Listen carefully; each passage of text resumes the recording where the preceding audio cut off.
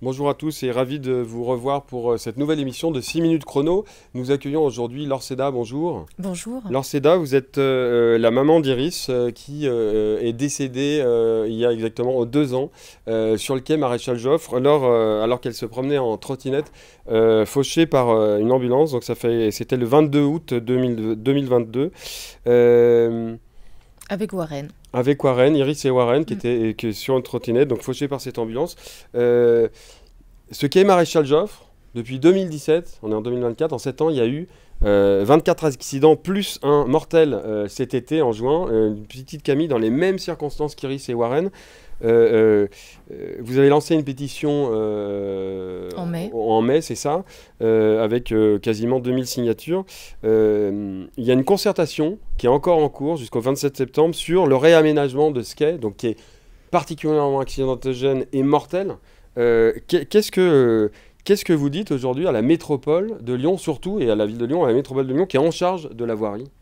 Je dis qu'il va falloir percuter, au sens propre du terme. Parce que nous, nos enfants sont morts percutés par une ambulance. La petite Camille est morte percutée aussi par un chauffard. Il y a du temps pour les concertations. Je pense que là, il est temps de l'action. On attend qu'ils agissent et ils ne le font pas. C'est un problème. La priorité doit être la sécurité. Il y a alors, je reviens parce que c'est l'actualité. Il y a cette concertation dont la restitution est prévue le 27 septembre à l'Université catholique de Lyon. Il y avait 3 scénarios. Il y avait 2 scénarios, en gros, c'est faire une piste bidirectionnelle séparée, une piste cyclable, côté façade. Et le scénario 2, c'est côté quai. Et puis le 3e scénario, c'était finalement le maintien de cette piste partagée entre les bus, les ambulances, les voitures de police et les cyclistes. Selon nos informations, Lyon Capitale, ça serait ce scénario qui serait retenu à l'issue de la concertation. J'imagine que ça vous êtes choqué, que vous comprenez pas. Je comprends pas. Les scénarios mortels doivent être des scénarios à éviter, me semble-t-il. On sait que ça ne marche pas.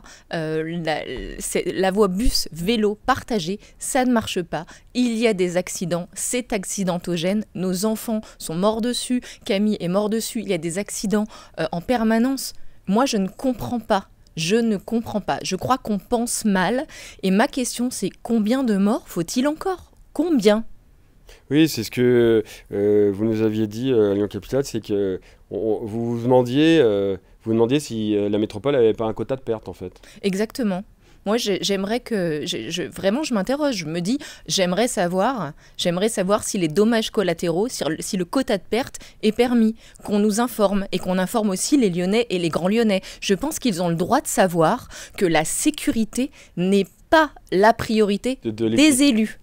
C'est un problème important et grave. Et justement, ces élus, Bruno Bernard, qui est président de la métropole de Lyon, et Grégory Doucet, qui est maire de Lyon, est-ce que vous les avez rencontrés Alors, on ne les a pas rencontrés. Ils nous sollicitent maintenant, 2 ans après. Je suppose que ce n'est pas pour nous adresser leurs condoléances. Monsieur Doucet veut nous rencontrer. Mais que va-t-il nous dire 2 ans après 2 ans d'inaction des pouvoirs publics? C'est une question que je me pose. Là, justement, c'est notamment ces élus et notamment les présidents de la métropole et du maire de Lyon, dans le cadre du procès à venir qui va arriver, vous les mettez en responsabilité. Tout à fait. Ce sera une triple responsabilité. La responsabilité d'un individu, l'ambulancier, la responsabilité de la compagnie d'ambulance et bien entendu la responsabilité de la ville et de la métropole à cause des aménagements qui sont dangereux et mortels. Comment vous expliquez justement, parce qu'on le sait et c'est du bon sens, quand vous avez une voie où il y a des bus qui doivent faire, je sais pas, 20-30 tonnes, avec des ambulances qui aussi roulent vite parce que ce sont des ambulances, et avec des vélos, comment vous expliquez qu'on sait que c'est accidentogène et on reprend ce qu'est Maréchal Joffre, 25 accidents dont 3 mortels depuis 2017, c'est ahurissant quand on y pense. Comment ça se fait que les services techniques et puis politiquement aussi le décideur, on se dit on n'arrête pas ces voies aménagées qui sont pas sécures? Alors moi je n'ai pas de réponse puisque c'est exactement la question que j'aimerais poser aux élus et surtout j'aimerais qu'ils nous donnent une réponse publique. Ça veut dire comment ça se fait alors qu'on sait que ça ne marche pas, comment ça se fait que l'on continue à déplier ces voies accidentogène et mortel dans toute cette ville et dans les communes. J'aimerais une réponse et je pense que les Lyonnais et les Grands Lyonnais aimeraient une réponse aussi. Il y va de la sécurité de nos enfants, de nos proches. Est-ce qu'il va falloir qu'un élu perde un enfant pour que peut-être ça percute ? Moi, c'est ça la question que je me pose. Alors vous êtes une citoyenne engagée. Tout à fait. Vous faites aussi partie, notamment, d'un collectif qui s'appelle les Défenseurs de Lyon, dont on parle beaucoup, puisque c'est effectivement c'est pas qu'ils s'opposent, mais en tout cas, il y a un problème avec la mairie de Lyon et la métropole sur la piétonisation, la ZTL, la zone à trafic limité, qui est finalement une piétonisation qui ne donne pas son nom.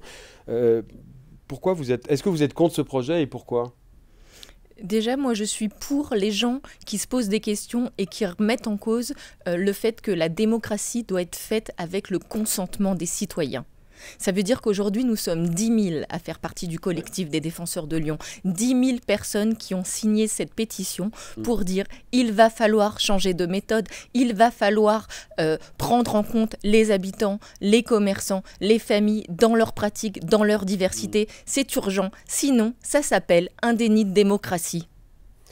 En tout cas, voilà, l'émission touche à sa fin. Alors, Céda, merci beaucoup d'être venu sur ce plateau. Et puis, on essaiera de notre côté, effectivement, d'avoir des représentants de l'exécutif sur cette question du quai Maréchal Jouve et de ce réaménagement, dont, effectivement, la restitution de la concertation est prévue pour le 27 septembre. Merci beaucoup d'être venu sur ce plateau. Merci à vous de m'avoir invité. Et puis, je vous dis à très bientôt. Merci. Au revoir.